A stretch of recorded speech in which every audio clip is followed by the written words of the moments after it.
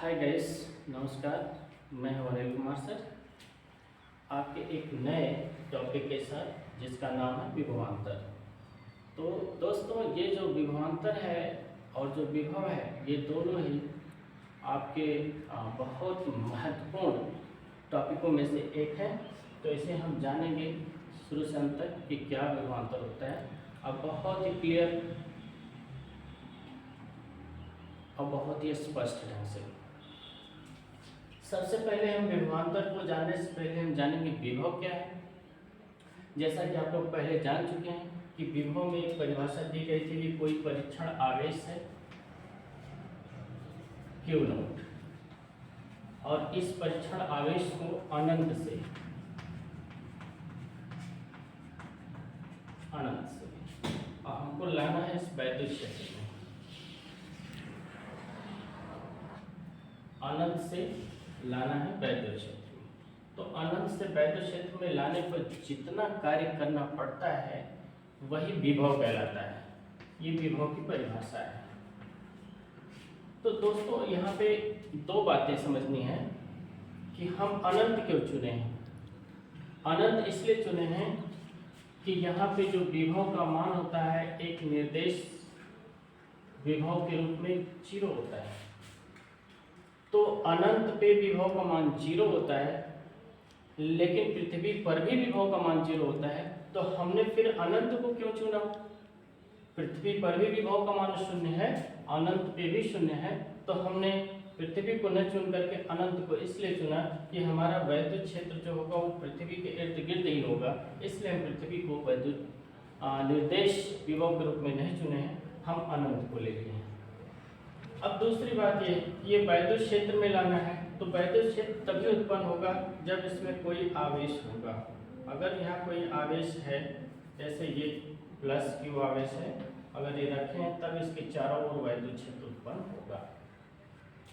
Q0 ये परीक्षण आवेश है। परीक्षण आवेश क्या होता है? ये ऐसा आवेश है जो मात्रा में बहुत अल्प होता है, बहुत थोड़ा सा होता है। और इस आवेश की खासियत यह है कि इसके आसपास कोई इसका अपना वैद्युत क्षेत्र नहीं बन पाएगा। इस कारण से हम परीक्षण आवेश Q नॉट को चुन लेते हैं। अब हमको विभव की परिभाषा आप जान चुके हैं कि कोई परीक्षण आवेश है जो अनंत पे स्थित होगा, इसलिए अनंत पे क्योंकि यहाँ पे विभव 0 होगा। वहाँ से जहाँ पे कोई विद्युत क्षेत्र नहीं है वहाँ से और ये वैद्युत क्षेत्र में लाना है, तो जितना कार्य करना पड़ेगा वही क्या है? विभव कहलाएगा। और विभव का सूत्र था V = W/Q नॉट। अब दोस्तों, हमें विभवांतर लेना है। सेम चीज है, बस हमें करना यह है कि जो ये आवेश रखा गया है, इस आवेश के चारों ओर वैद्युत क्षेत्र उत्पन्न हुआ है। इस वैद्युत क्षेत्र में हम कोई पॉइंट चुन लेते हैं। ये आवेश प्लस Q यहाँ पे रखते हैं। ये कोई बिंदु चुन लेते हैं, या प्लस Q को आप यहाँ रख सकते हैं, प्लस Q। तो यहाँ पे कोई दो बिंदु ले लेंगे, A और दूसरा B। तो जो A पे विभव होगा उस परिभाषा से होगा, इस बिंदु पे लाने में जो कार्य करना पड़ेगा A तक, वो VA कहलाएगा विभव। और इसी तरह से इसको B तक लाने में जो कार्य करना पड़ेगा वो कहलाएगा VB। अब दोनों जगह पे जो विभव है वो अलग अलग है।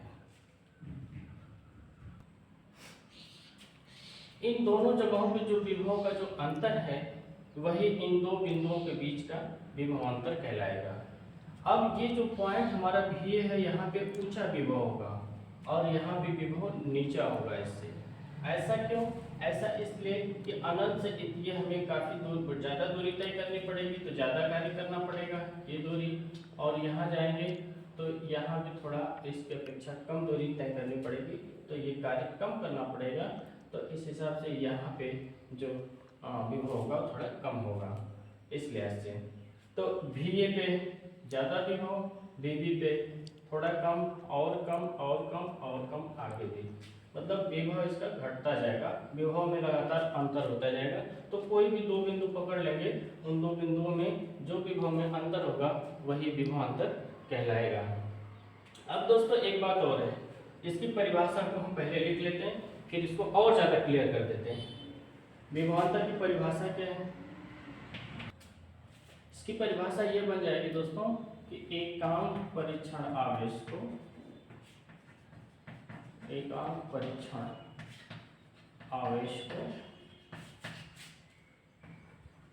अनंत से किसी वैद्युत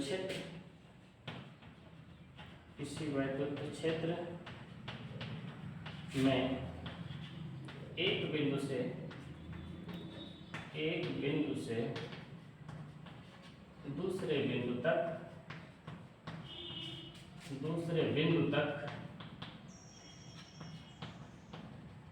ले जाने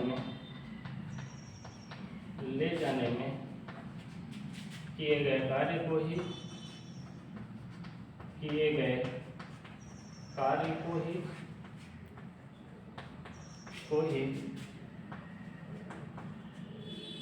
दो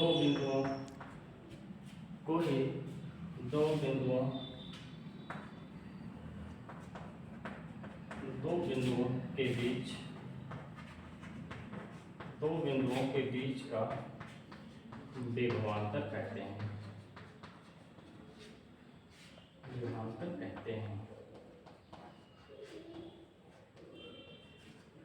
तो दोस्तों ये क्लियर हो गया कि कोई भी एकांक परीक्षण आवेश होगा उसको हम अनंत से लाएंगे, वैद्युत क्षेत्र में किन्हीं दो बिंदुओं पे लाएंगे, तो एक बिंदु से दूसरे बिंदु तक ले जाने में, यहाँ से यहाँ तक ले जाने में, B से A तक ले जाने में जो कार्य करना पड़ेगा वो हम उसी को कहेंगे इन दो बिंदुओं के बीच का विभवांतर है।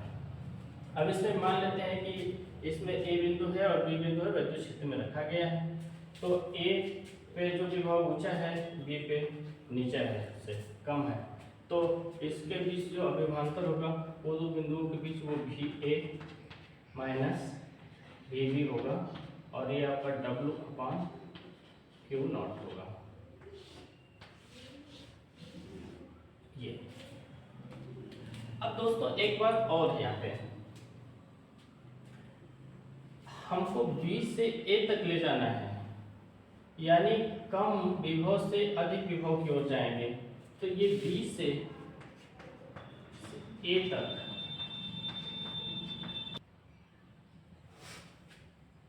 ये B से A तक जाने में किया गया कार्य। अब दोस्तों यहाँ नीचा विभव, यहाँ ऊंचा विभव, हम कम विभव से ऊंचे विभव की ओर जा रहे हैं, तो हमें कार्य करना पड़ रहा है। जब कार्य करना पड़ता है तो कार्य धनात्मक मिलता है, और अगर हमको इधर से इधर की ओर जाएंगे, यानी ऊंचे विभव से नीचे विभव की ओर जाएंगे, तो हमको कार्य प्राप्त होगा, तो उस समय ये ऋणात्मक मिलेगा। कार्य प्राप्त होता है या कार्य किया जाता है, इसका सेंस क्या है, इसको जरा सा समझ लेते हैं। जैसे दोस्तों ये आपका एक सिंपल सा है उदाहरण, ये हैंडपंप है,